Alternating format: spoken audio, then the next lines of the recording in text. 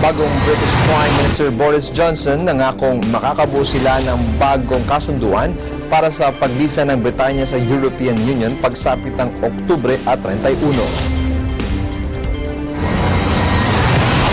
Governor ng Puerto Rico na si Ricardo Rosselló nagbitiw na sa pwesto kasunod ng serye ng kilos protesta na nananawagan ng kanyang pag-alis sa pwesto. North Korea naglunsad ng bagong uri ng missile sa karagatang sakop ng Korean Peninsula. At dating Special Counsel Robert Mueller humarap sa pagdinig ng House Intelligence Committee.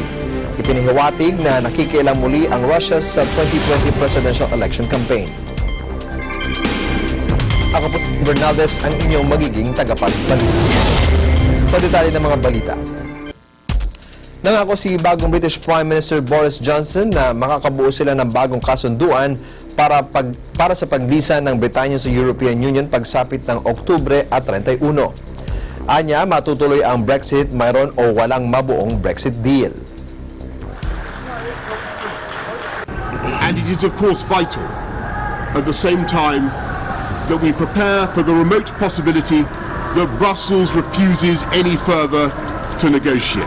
And we are forced to come out with no deal. Not because we want that outcome, of course not, but because it is only common sense to prepare.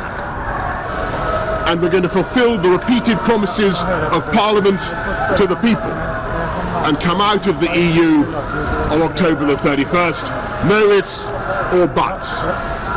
And we will do a new deal, a better deal.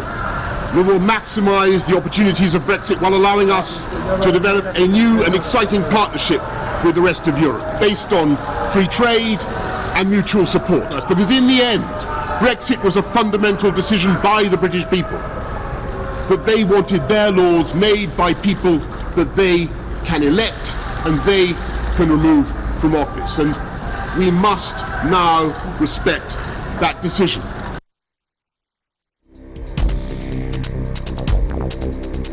Pinangunahan ni bagong British Prime Minister Boris Johnson ang unang cabinet meeting at tinalakay ang pagresolba sa 3 taon ng Brexit crisis. Samantala, itinalaga ni Prime Minister Johnson si dating Deutsche Bank trader Said Havid bilang Finance Minister at si Brexit hardliner Dominic Raab bilang Foreign Secretary. Itinalaga rin si Jacob Rees-Mogg, leader ng arch-Brexiteer faction ng Conservatives, bilang leader ng Parliament ng Lower House of Commons. Sa kanyang pagsasalita sa cabinet meeting, nangako ang Prime Minister na itutuloy ang pagkalas ng Britanya sa EU pagsapit ng Oktubre 31.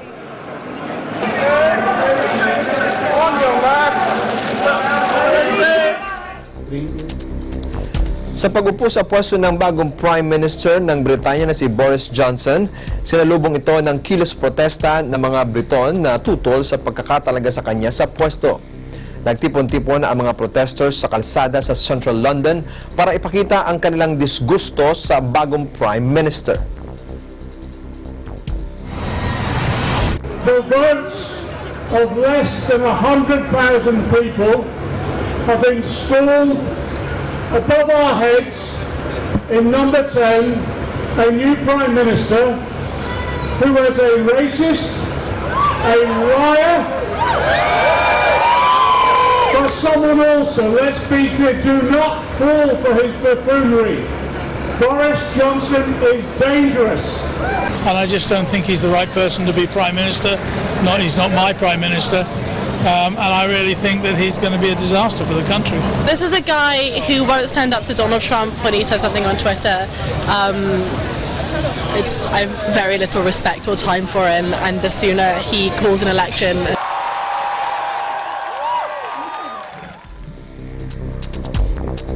Nagbitiw na sa pwesto ang Governor ng Puerto Rico na si Ricardo Rosselló kasunod ang sunod-sunod na kilos protesta na nananawagan ng kanyang pag-alis sa pwesto. Inanunsyo ng gobernador na aalis na siya sa pwesto sa Agosto 2 sa ganap na ika-5 ng hapon. Nagbunyi naman ang mga protesters sa narinig nilang pahayag sa harap ng gate ng Governor's Mansion sa kabisera ng Puerto Rico sa San Juan. Magugunitan nagsimula ang kilos protesta noong Hulyo 13 nang ilabas ng Center for Investigative Journalism ang 889 pages ng text chats sa encrypted messaging app na Telegram kung saan nakasaad ang umano'y palitan ng usapan ni Governor Rosello at 11 pang administration members na bumabatikos sa ibang mga ospital, politiko at mga journalist. Samantala, nakatakda naman pumalit sa kanya sa pwesto si Justice Secretary Wanda Vasquez. Isang bagong uri ng missile ang pinakwalaan umano ng North Korea sa karagatang sakop ng Korean Peninsula kahapon, araw ng Huwebes. Ayon sa South Korea Joint Chiefs of Staff, 2 missile ang pinakawalan ng Pyongyang mula sa Wonsan sa east coast ng North Korea. Nasa 430 kilometro ang nilakbay ng missile bago ito bumagsak sa karagatan. Ang ikalawang missile naman ay nakapaglakbay ng 600 at 70 kilometro bago ito bumagsak sa dagat.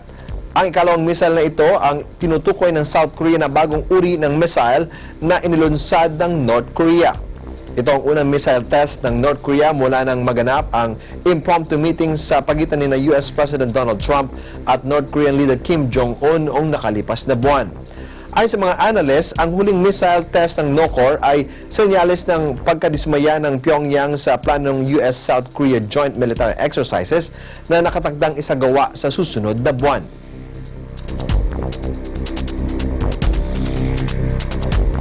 Ang iba pang mga balita sa pagbabalik ng Eagle News International Filipino Edition.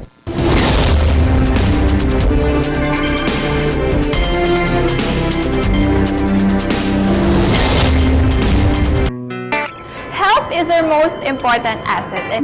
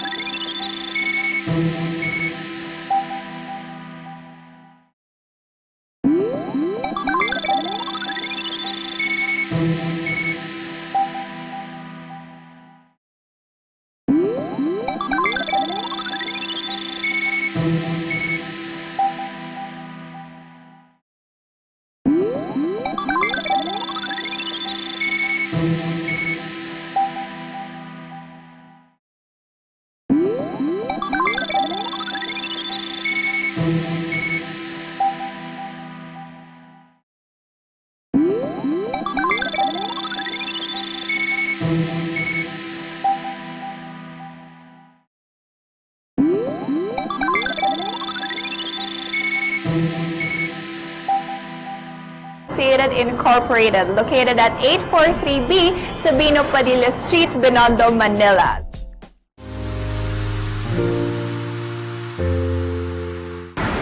Hi guys, I'm Marie Francisco here at the Shoe Museum in Marikina in the Philippines, reminding you to watch Digital News every Tuesday and Thursday at 7:30 p.m. And I am one for 25.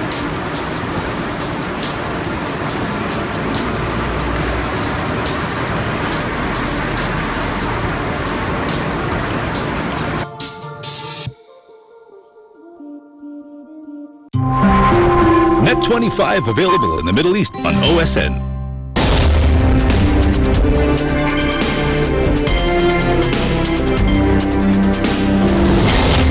Tinawag ni US President Donald Trump na disaster para sa mga Democrats ang testimonya ni Robert Mueller sa US Congress. Ito ang ipinahayag ng US President sa harap ng mga reporters sa White House.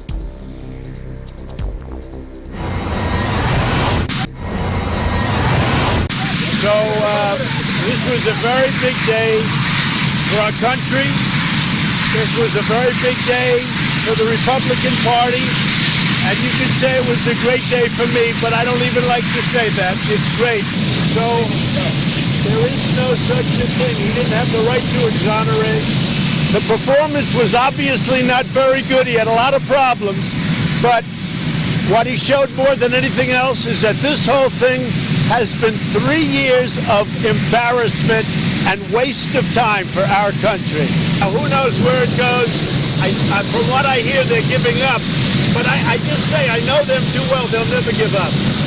They'll go back into the room and they'll try and figure something out. This whole thing has been, honestly, it's been collusion. It's been collusion with the media. It's been collusion with other countries. This has been a disaster for the Democrats, and I think we're going to win bigger than ever.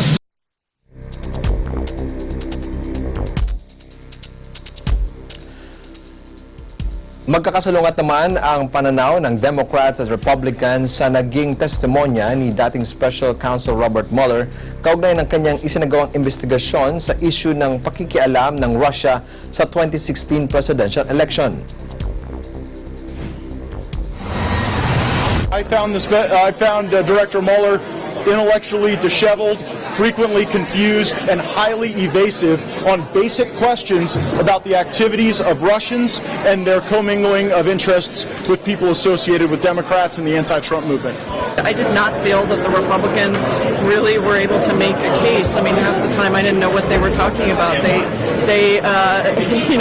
just didn't make any sense to me, and it made me sad to see Republicans tearing down somebody who is a lifelong Republican, by the way, Robert Mueller, who has given so much of his life and dedicated so much. What I hope that they really heard was something elicited by one of my colleagues on the other side of the aisle, which was once the president is not a sitting president, he could be subject to charges of obstruction of justice. The other underlying thing that I think Mr. Mueller so credibly laid out is the seriousness of the crime of obstruction of justice. It's foundational.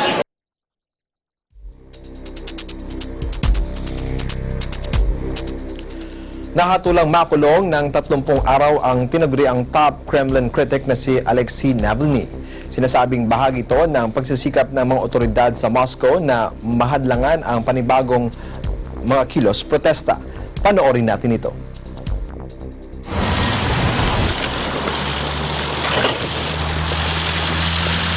Alexei, держитесь!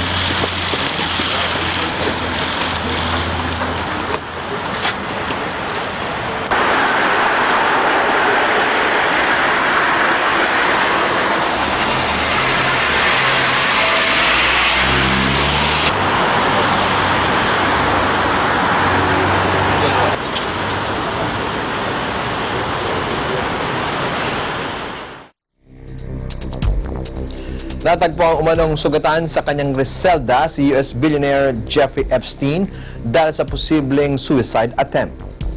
Si Epstein ay nakakulong dahil sa hinaharap na kaso ng umano'y pang-abuso sa ilang underage girls.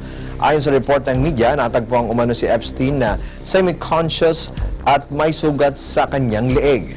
Sinasabing malubha ang sugat na natamo ng US billionaire. Inimbestigahan naman ng mga otoridad kung posible itong kaso ng assault o nagtangka itong magpakamatay.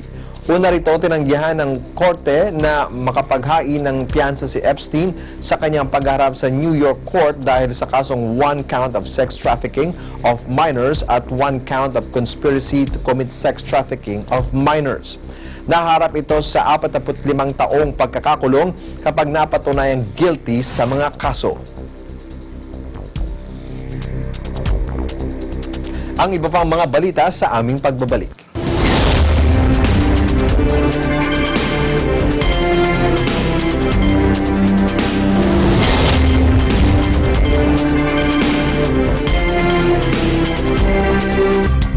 Mga maiinit na balita mula sa iba't ibang bahagi ng Pilipinas.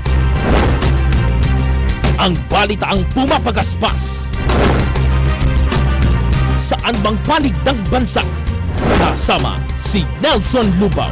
Mga armas naman na kumpiska ng PNP sa isinagawang Oplan Katok. Layunin ng programa na bigyang tugay at kilalanin ang kahalagahan ng isinagawang ika-4 na Provincial Joint Security Coordinating Center. Bayan ng Lila Bohol na nagresulta ng pagkamatay ng isa sa mga driver. Nasa 452 na ang mga armas na nakatago sa police boat. Agila, Pilipinas! Lunes hanggang Biyernes, alas 10:30 ng umaga. Dito lamang sa Net 25.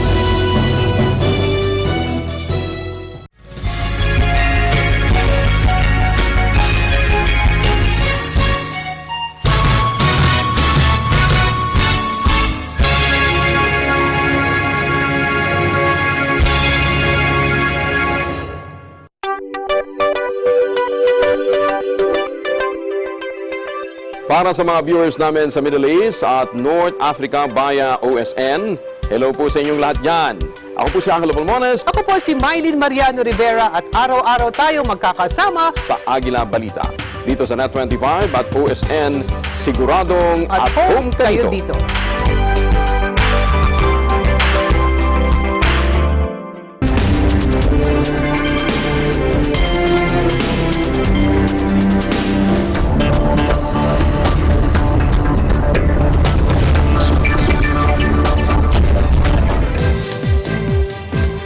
Nakabawi ang Tokyo Stock sa pagsasara ng trading kahapon. Ang benchmark Nikkei 225 Index ay umangat ng 0.22% o 48.98 points. Samantala, ang Broader Topics Index naman ay tumaas ng 0.18% o 2.76 points. Ayon kay Muchihiro Shibata, strategist ng Daiwa Securities, malaking factor sa pagtaas ng Japanese shares ang naitalang fresh records sa SP at Nasdaq. Nakapagtala naman ng 20.23% na pagtaas sa stocks ang chip testing equipment maker na Advantest. Ang Shin-Etsu Chemical na manufacturer ng semiconductor parts ay tumaas ng 7.24%. Samantala, bumaba naman ang shares ng Nissan ng 2.04%. Pinahayag ng US Federal Trade Commission na mananatili si Mark Zuckerberg bilang controlling shareholder ng Facebook. Gayunman, ang kanyang kapangyarihan sa issue ng privacy ay magiging more diffuse. Sinampahan din ng US regulators ng $5 billion ang social network.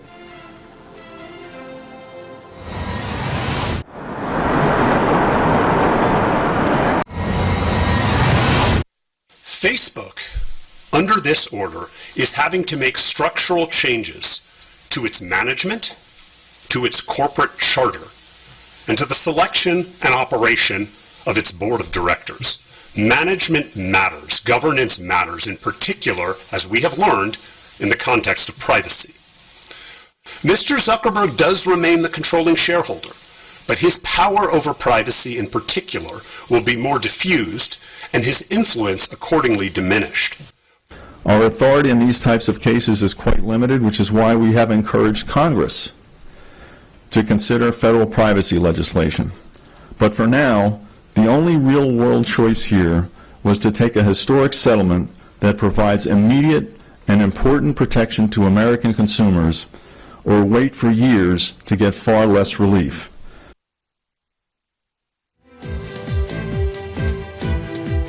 Plano ngayon ng Russia na maging isa sa world's most visited countries at makahikayat ng mga foreign tourists sa pamamagitan ng pagpresenta sa kanila ng mayamang cultural heritage at mga natural wonders. Tunghayan natin ito.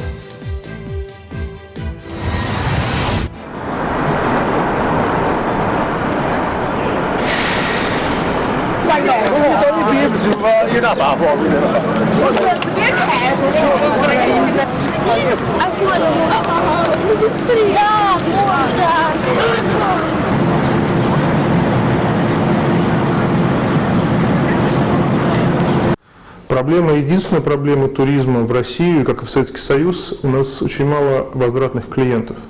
К нам, насколько я помню цифру, процент клиента, который приезжает второй раз, 0,2%.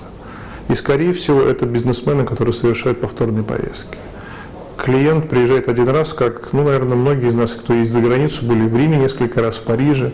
К сожалению, у нас таких клиентов почти нет.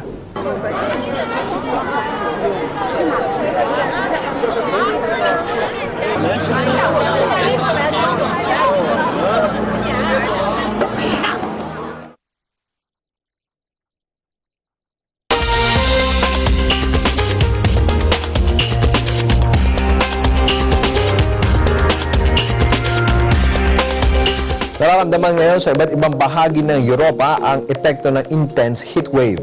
Pero dahil sa phenomena na ito, dumarami ang mga taong lumalahok sa water games at swimming activities. Tunghayan natin ito.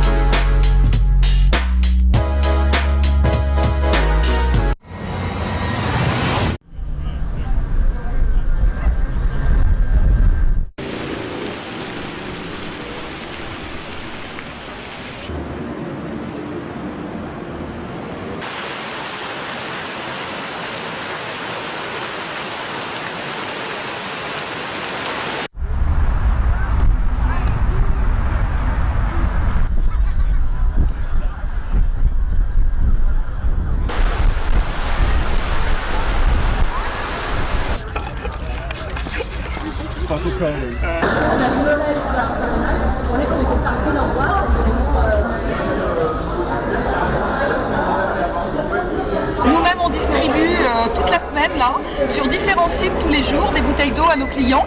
C'est des bouteilles d'eau réutilisables, qu'on invite nos clients à réutiliser tous les jours.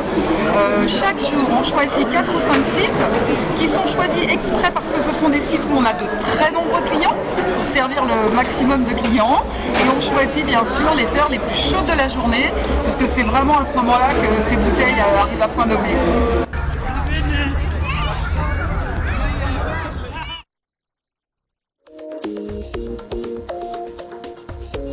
Alamin naman natin ang iba't ibang masasarap na pagkain na tampok sa East Vancouver Festival. May report si EBC Canada Bureau Correspondent Rose Natividad.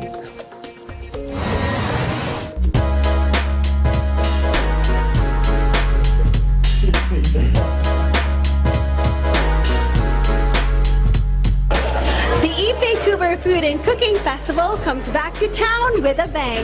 The 16th annual Food Festival has brought chefs from all over North America in support of a great cause, Project Chef. Award-winning chefs have brought their talents to Vancouver not only to collaborate, but also to aid in raising proceeds for charity. Local chefs have joined forces with highly sought-out guest chefs to prepare for a series of dinners that help in elevating the Vancouver food scene and simultaneously give back to the community. So we have gone after chefs from now out. All our guest chefs come from outside BC, but now you've got an Iron Chef from Los Angeles, you've got a James Beard chef from Portland, you've got a chef who ran Frenchie in Paris for a year. So this event is, it's quite special for Vancouver, and it's only going to get better. So great chefs, great food, very unique, and they're a competitive bunch, so they want to do a better job each year. So to bring chefs from outside BC, who are working chefs, who own their restaurants in their kitchens, to leave their kitchen, they really don't come for this event. They come for the collaborative dinner. And the collaborative dinner is what we put together. We've done 10 dinners over the last 2 days. And the model is all of those chefs that I provide, they come out tonight. Because this is what provides the charitable donation. So each year our goal is to raise more money, and we have a local charity that educates elementary school children on healthy food and cooking, so how perfect is that?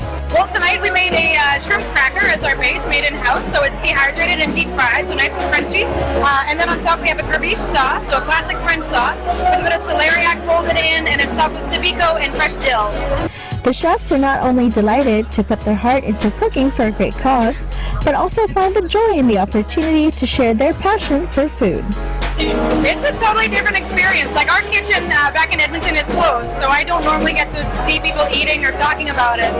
So to get to talk to people and explain what we do and where we're from and see them eat and see them enjoy and like have them tell you like, I love this, this was unexpected.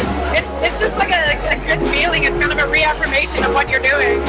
Mi Jun Pak, one of the judges of Top Chef Canada, gave us a scoop of what's coming up in the Vancouver food scene. I swear it's the Filipino food. The Filipino cuisine and Filipino food scene is going to blow up. Give us maybe another 5 years in Canada and Vancouver. It's a little bit slower, but I'm starting to see it, and so I love that. I'm rooting for it. I was like, we desperately need it. It's something Vancouver doesn't have as much exposure to. And we have such an amazing Filipino community, amazing talent, and that's the whole point, is to discover flavors from another country. It's so multicultural here, huge Asian influence in Vancouver, so we start to see that in our food a lot. We have Filipino-inspired food, Asian-inspired food, Italian and Japanese. There's just so exotic once you get in here. With the different types of cuisines found in Vancouver, it's exciting to see that Filipino food is on the rise.